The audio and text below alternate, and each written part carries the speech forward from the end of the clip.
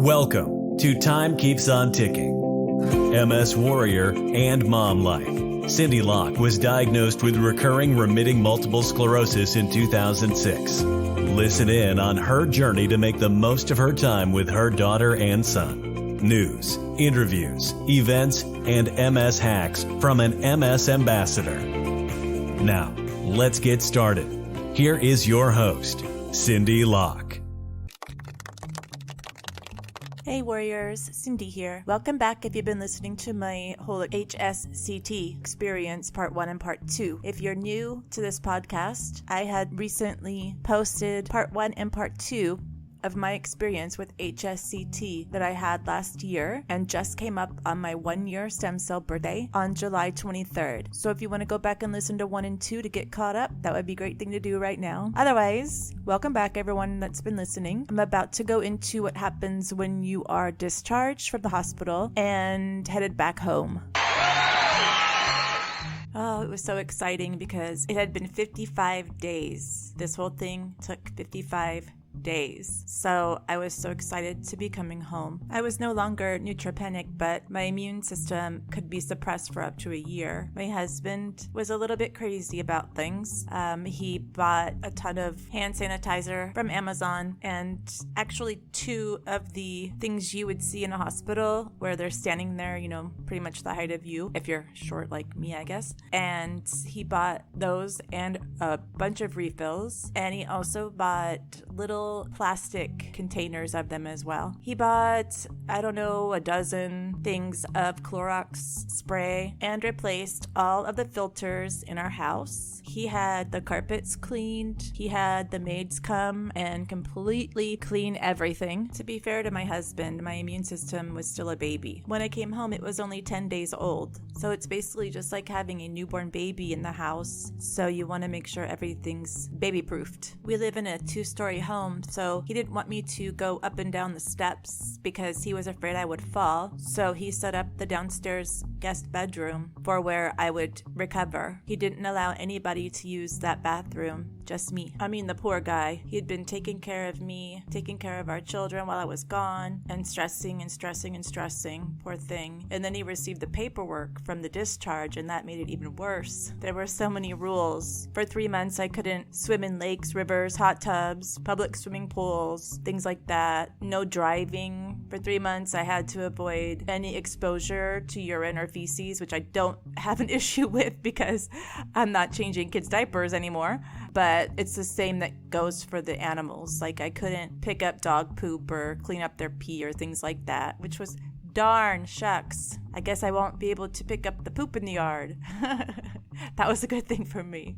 And also, I couldn't take out the garbage for 3 months, which was awesome as well. And if I had to do it, I could do it, but I had to wash my hands after, but I never did do it. He wouldn't let me do that. And for 6 months, I had to avoid construction sites or remodeling our home, which is fine. I didn't have any plans to do anything like that. I don't really garden or do yard work. They said for 3 months you have to avoid yard work and gardening. You can't be in contact with soils and dirt. It's the same thing with animals. When they go outside, they need to stay outside or come in a different door because with the soil, it brings into the house microscopic pathogenic particles, which become aerolized, which people breathe even if you can't see it. So it's just another thing you can't do. So I couldn't be around gardening, mowing, grass, anything like that. There are also those obvious things like avoiding large crowds. They said it was okay to go to movies, shopping, or restaurants, but my husband did not allow that at all for 3 months. And of course, to avoid sick individuals, that's important.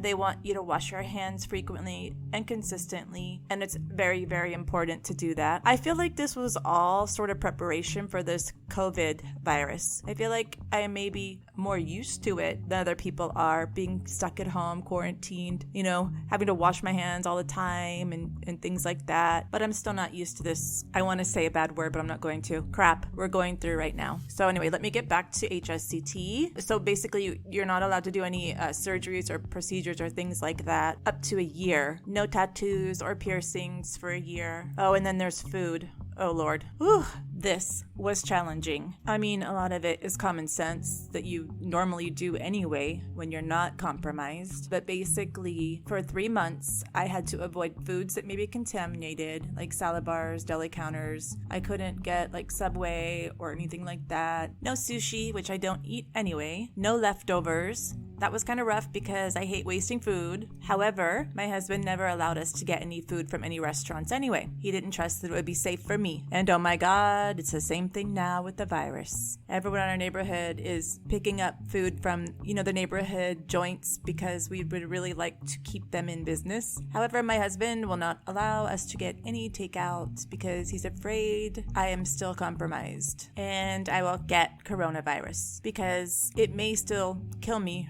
right away. We don't know yet. Well, I shouldn't say yet. We don't know if it would actually kill me right away because of my immune system. But according to my doctor, my immune system is back to normal now and I shouldn't be worried about it. That's easy for him to say, right? Anywho, let's go back to the food restrictions. You basically have to avoid unpasteurized milk, cheese, and other dairy products like that. Aged cheeses made with raw or unpasteurized milk, cheeses from the deli, unless contained in a cooked dish.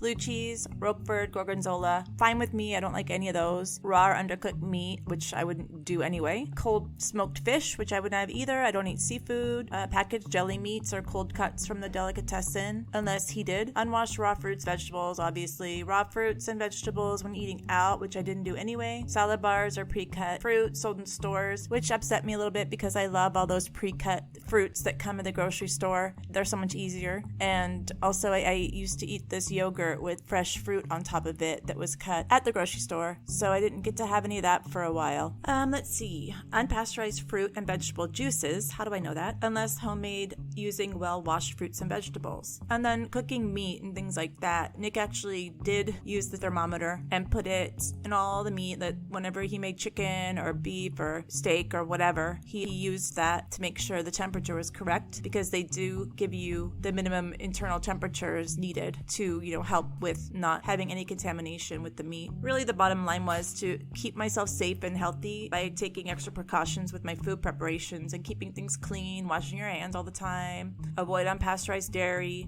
and raw or undercooked meat, poultry, eggs, and seafood. It was basically that. My husband had me on a really strict diet for the 3 months, but I basically slept most of that time. I slept so hard. It was so crazy because I couldn't even keep my head up. Chemo was like an atomic bomb, I swear. It was rough. But like I've said a million times before, I'm here, so it was worth it. So in between my sleeping bouts, which were many, many, many, I had to get my blood checked to make sure my platelets were going up and things like that, make sure everything was going well. So I had to get a blood test every week for 4 weeks and then every other week for the following 8 weeks. They asked us to get our labs drawn on Mondays or Tuesdays, and they should be done first thing in the morning, so that was lovely. I'm so not a morning person, and I was so exhausted. My blood tests were always fine, thank goodness. I didn't want to have a blood transfusion again, so the good news was always welcome.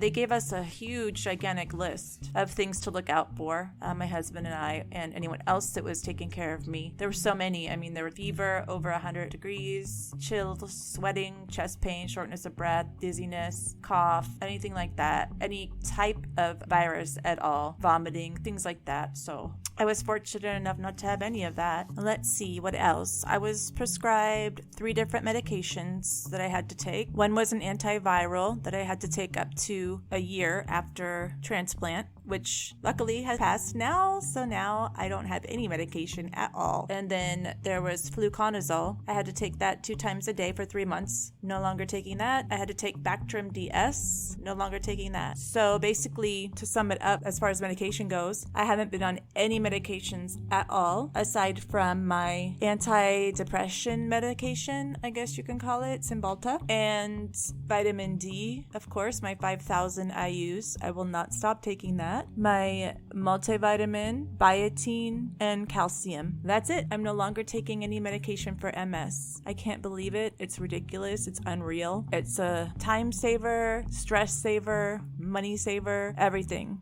I know you warriors know what I mean by that. So let's move on to my recovery, shall we? I had already been feeling some differences in the hospital. I wasn't sure if it was from steroids, which are my miracle drug. I love steroids so much. I wish we could take them all the time. I think I would be addicted for sure. I fiend for them all the time. So anyway, I was able to write with my hand like I used to write. My handwriting looked exactly like it used to before MS, which was odd to me. I had energy to clean up the room again and again and again and organize everything again and again and again. Once again, I think it might have been the steroids, but I'm just saying it was pretty awesome. Since the beginning of my MS, I haven't really been able to taste things very well, so I always made everything extra spicy, extra everything, even though we weren't supposed to have spice. I always put a ton of flavor, a ton of spice on things just to make sure I could actually taste something. I noticed my taste buds were going back to normal a bit, which was pretty cool. I mean, not that important, people, I understand in the big picture, but it was just interesting to have that difference because, I mean, I've told everybody for the past, 14 years that I don't live to eat, that I actually eat to live because I don't really taste anything and enjoy food anymore. So that was quite a big difference for me. And another thing was my sense of smell. I have always had the most ridiculous sense of smell. I always joked that it was because I have a big nose, but regardless, I lost my sense of smell a bit. I mean, I could still smell things, but it was nothing like the super bionic smelling power that I had before my MS. So one thing I think is interesting about this whole coronavirus thing, the symptoms are you lose your sense of smell, you lose your sense of taste, you have extreme fatigue. I just think it's strange because it's three of the things that, those of us with MS have all the time. I just think it's amazing that this thing has the same type of characteristics. Also, those of us with MS know it's really difficult to breathe sometimes. So it's just interesting. I don't know. Is it interesting to you? It's interesting to me. Sorry, I keep going off topic like I'm having a conversation with you and you're going to answer me or something. I actually think I would like that. I think I would like to do a live podcast at one point. That would be fun. But for now,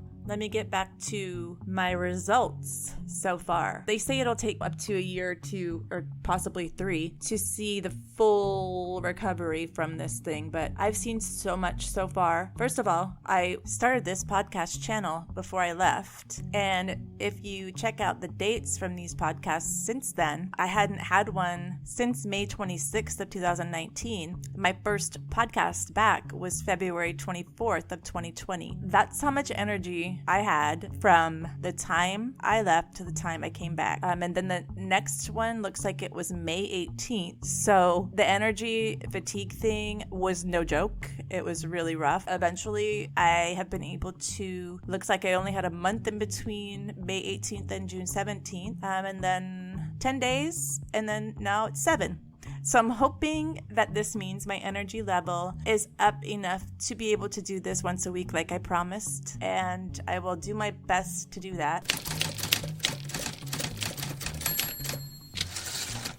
Let's talk about my hair. So I had lost my hair prior to heading back for the actual procedure. And then once I came home, I took biotin every day, and that's helped a lot growing it back. It's pretty long right now after the year, so I'm very happy with that. I lost my eyelashes again for the second time. And from what people told me, I might lose them again and then possibly another time. But I didn't lose them again. I still have them. I really haven't worn makeup in months because I've been home with this quarantine thing for COVID. So I haven't been out at all. When I did go out originally, I wore wigs all the time, which was quite fun, actually. I wore long ones, short ones, wavy ones, straight ones. It was really fun, actually. I really might be doing that once my hair does grow back. I was told to make sure I do physical therapy on a weekly basis once I got back. I tried to do that. I had someone come every week, but I was so exhausted. I love working out. I've always worked out. My whole entire life, I worked out like a maniac, but I was exhausted. I could barely do anything. And it was really hard to continue doing that every week because it was mentally not good for me. It was upsetting me too much because I couldn't do things. So I actually stopped having her come, and I wanted to do it myself once I got enough energy because I know what to do. I know what I'm supposed to do. I know how to build muscle. I know how to help myself walk and what muscles to strengthen in order to be able to bend down and pick something up and things like that. So I waited about, I would say 4 months to actually start doing things on my own. I did some just basic things. I actually walked on the treadmill for a bit. I gave that up after a while because it was too difficult for me. I did pick it up again about 6 months ago. I've been walking on the treadmill every other day, sometimes 2 days in a row, and then skipping a day, and then every other day. But I've been doing that, and it's helped me so much. I do a lot of squats and a lot of things like that to build my quads and my thighs so that I can, get around better. I actually just bought one of those DB machines for squats, so I'll let you guys know how that goes. It seems like it's really cool for us because it helps strengthen your back and your core and your thighs, your legs, and we need that to stay strong, to be able to walk in balance. Speaking of balance, I actually can close my eyes now when I take a shower, when I wash my hair. That's big because I used to need to hold on to the wall, and one time I actually got out of the shower and we have this really thick glass shower door, and I was drying my hair. The towel went over my eyes. I got dizzy. I put my arm up. I fell over against the door. The door split off of the hinges, and I was just there holding it up sort of. If I moved, I think it would have fallen and I would have fallen on top of it, and God knows what would have happened. I just yelled for my mom to come help me, and she came and she lifted us both up, myself and the door, and helped me contain myself because I was crying. I was so scared. So anyway, that doesn't happen to me anymore. I can close my eyes and stand up and not fall over. That is unbelievable because of how much I used to fall. Speaking of falling, I haven't fallen, 6 months. It's been 6 months maybe. The first 6 months or so, I fell twice. But the amazing thing is, besides those 2 falls, they weren't bad. But the thing that's amazing, once I start to fall over now, sometimes I lose my balance, obviously. It's not all perfect yet. But when I do start to lose my balance, which I actually haven't done in a long time, months. But when I did start to lose my balance, what happens now, as opposed to before, now I can catch myself, which I could not do that before this. I mean, I used to, if I was falling, I was falling. I was done. Down. That's it. Done. Splat. No fixing, no nothing. No holding my head up. I would hit my head every time. I would hit my butt bone. I would hit my elbows. I would hit everything. Everything would be done. My knees sometimes. But every time I fell, I couldn't stop myself. So it was unbelievable to be able to actually catch myself. And I told my daughter that the first time I caught myself, and she was so happy. She was like, you could catch yourself? You could catch yourself falling? That's so incredible. Because she was been around, she's seen me fall. Unfortunately, she's seen everything. So yeah, I'll tell you more about that with each episode that pertains to whatever she saw. But yeah, it's amazing that I can actually catch myself falling. Another thing I can do is stand up for long periods of time. I couldn't do that before. I would get dizzy. It wasn't so much about the strength of my legs. It was about just being fatigued and getting sort of dizzy and lightheaded and needing to sit down. I also don't need to lay on the bed after I shower, which is huge because every time I showered, I would need to lay down for about 10-15 minutes in order to get the energy up to be able to do anything else. So it's pretty amazing and refreshing that I can actually just go about my business. I get out of the shower, I just go straight to the sink, brush my teeth or do whatever I need to do and continue on with my day, as opposed to laying there thinking about the fact that I'm so freaking sick that I have to lay on the freaking bed for freaking 15 minutes in order to freaking get up to be able to do the rest of the things I need to do. So that's a lot of pressure off my brain and stress that I don't have anymore. Speaking of balance and muscle strength, I forgot to say during that section of the podcast that another amazing thing that was huge for me and for everybody else in the house was that I was able to reach down and pick something up from the floor without falling over and my legs giving out. Because normally when I would reach down to pick something up, I would actually, my legs would fall to my fall to the ground and I would just fall over. So I could actually now reach down and pick something up from the floor without falling over. I know everything sounds so small, but it's huge. I'm sure some of you that have had MS for long enough know exactly what I'm talking about. And I'm so sorry because I sound all happy and everything, but I lived with this for 14 years. So I'm coming up on 15 years October this year. So I'm very happy to be able to actually do that without falling over in front of my children or my husband. My bladder issues are better. They're not completely fixed, but they are better. Before I had to run to the bathroom every time I needed to pee, and now I don't need to do that. My body actually tells me, hey, you're about to need to go pee. Where before it was like, you better get your ass on the toilet right now or else you're gonna pee your pants, blah, blah, blah, Now it's sort of like, hey, just heads up, you need to pee. And instead of holding my pee-pee like a 5-year-old with my hand in front of everyone, I don't have to do that anymore. I just listen to my body and I get up and I go to the bathroom and I pee. Not much to do anymore, which is awesome. I will be having a bladder episode and you will hear all the details, ugly details on what I've gone through the past 15 years with my bladder issues. Well, I am drinking too much wine still, so that's an issue with my bladder, but anyway, I digress. I actually get hungry now, which is really cool. I never ever got hungry. It was the strangest thing. For 14 years, I just didn't get hungry. I was down to about 114 pounds, which is not that great because I know I lost muscle and things like that, but I just didn't want to eat. I only ate because I had to eat. I was forced to eat by my husband. I really didn't care about eating. I knew I had to eat to live though, but my hunger pains are back, which is cool, but not so cool. I went from 114, now I'm at 128, which is a big change, but I'm eating and I'm eating healthy and I'm building my muscle. So I'm hoping some of that is muscle. I'm normally about 125 when I'm working out every day and eating healthy. So, maybe it's this quarantine thing, the extra pounds, but I'm doing my best to build my muscles. And I know that muscles weigh more than fat. So I'm hoping this is all muscle gain. I just want to be strong again. Something monumental happened at the 10-month mark, about somewhere around the 10-month mark after my procedure. I was actually able to get up from the floor without needing to hold on to anything at all. I just got up from the floor. I didn't need to hold on to anything. That is so major for me because I haven't been able to do that in 10 years or more. I think it was at that point that I realized I won, that I beat this thing. I will continue to do what I can to beat it. The only thing right now that's going on is the stupid spasticity thing. I have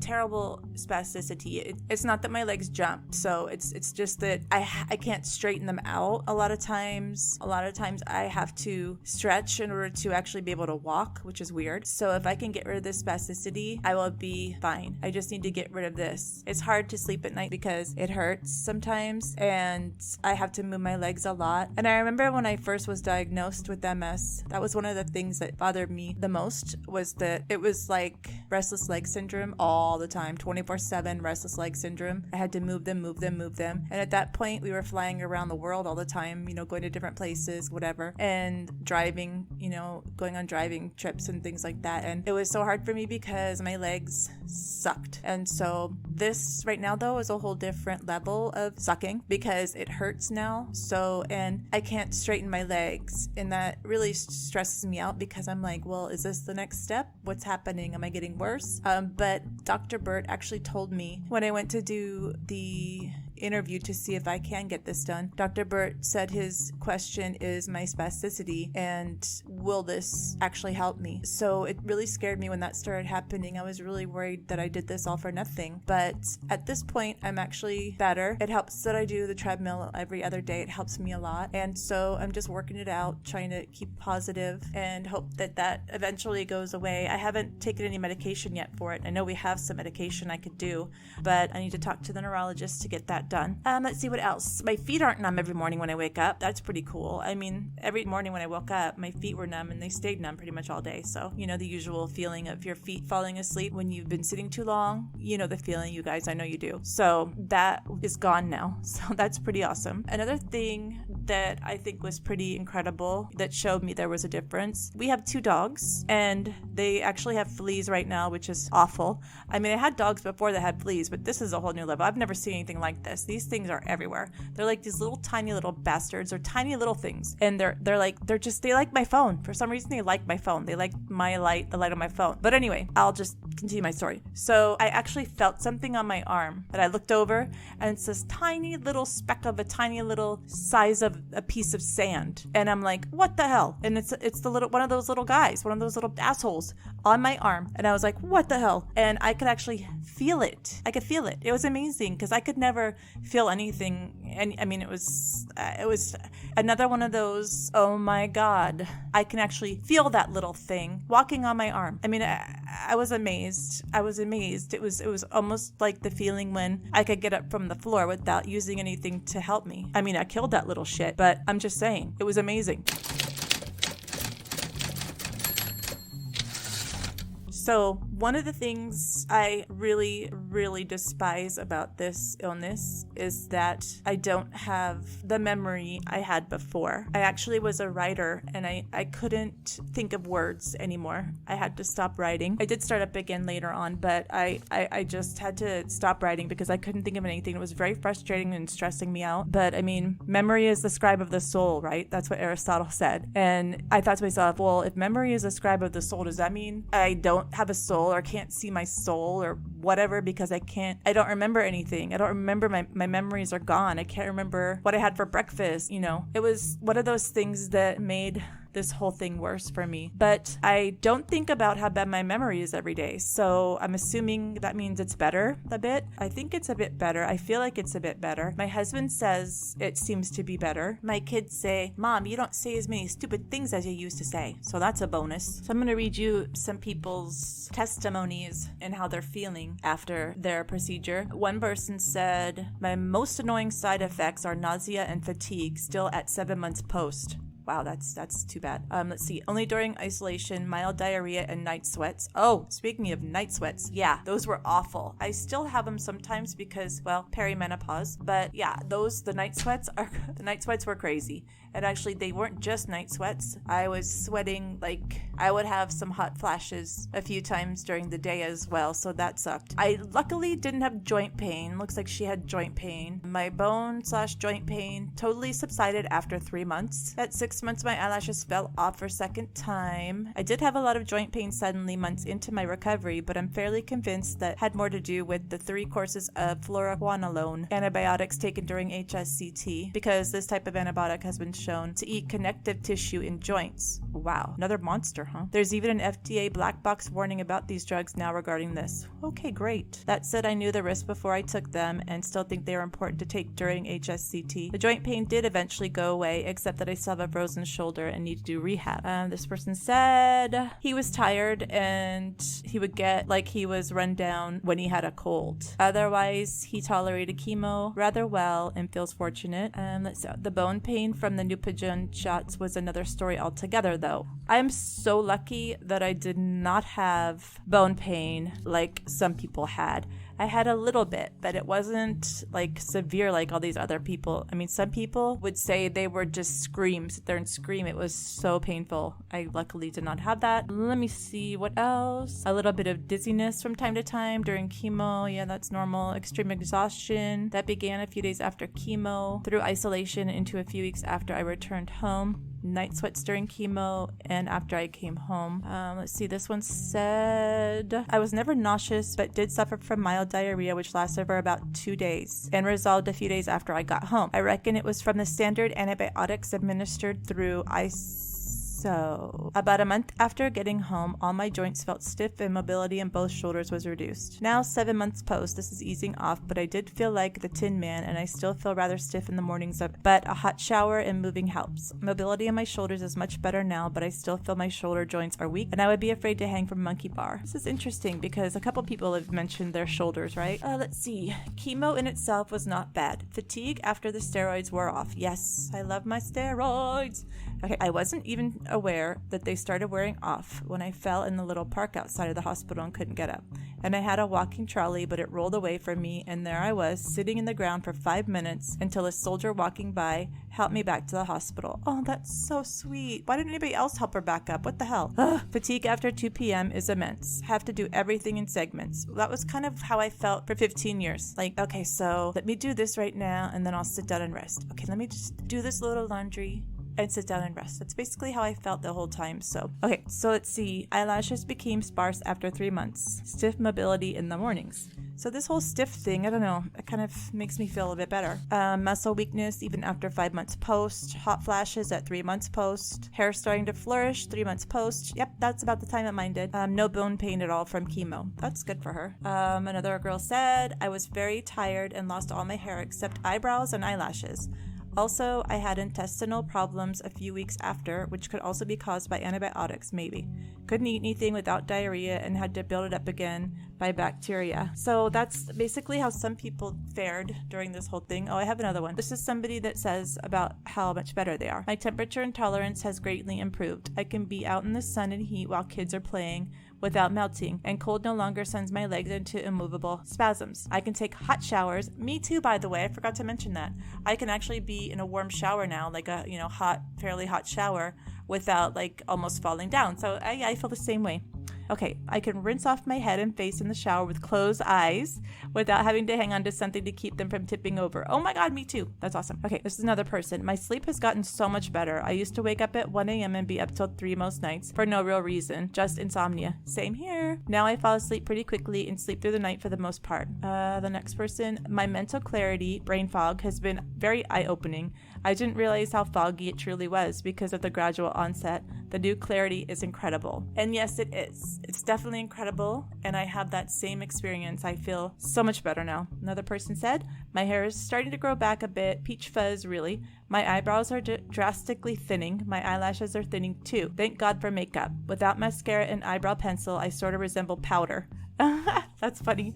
That's really funny. So that's about it as far as people that sent me emails and stuff to let me know how they feel, how their transplant went, bad parts and good parts. And another thing I wanted to mention, because a friend of mine really suffered from this, there's a psychosis that you could actually get with the medication Dysprexa. And so this is what we had to start along with our steroids. So it was pretty bad for her. She actually basically lost her mind. She had to go into a hospital. So there are some people that do have consequences from that medication. So that's another thing to look out for when you ask your doctor about this. And there were hallucinations and things which were disconcerting. And so it's a good thing to talk to the doctor about that as well. So I hope you're taking notes when I'm yakking about all this stuff. But the main thing too is to talk to your doctor about everything about this procedure. A lot of doctors don't approve of it because they'll lose you, first of all. Second of all, they're just not sure about it and afraid you'll die, and they don't want to tell you to do it. It'll be on them. In the end, make sure you talk to your doctor. I will again be putting up current locations to perform this procedure now, since the place I went at Northwestern in Chicago is no longer doing this procedure, unfortunately. People ask me often if I regret doing this and if I would do it again, and I would do it again in a heartbeat. If it gives me an extra 6 months, year, 2 years, whatever, of clarity with my children, I would do it over and over again. My children are only 14 and 9. So yes, I would do it again if I needed to, and I would suggest people to do your research and make the best decision for you and your family, and be sure to talk to your neurologist about it, and then come to a decision that would benefit you and your family. I think that does it for my 3-part HSCT informative, how I'm doing, results, etc. And I will do another update, possibly 6 months. Right now I'm 1 year post, so maybe at a year and a half I'll do another update for you guys, let you know how I'm doing. You can always email me though if you want to. My information's on the podcast page. But for now, thanks for listening, everybody. I appreciate it, and I hope I helped you. And everybody, please hang in there and be safe. Wear a mask, wash your hands, and keep keeping on, warriors.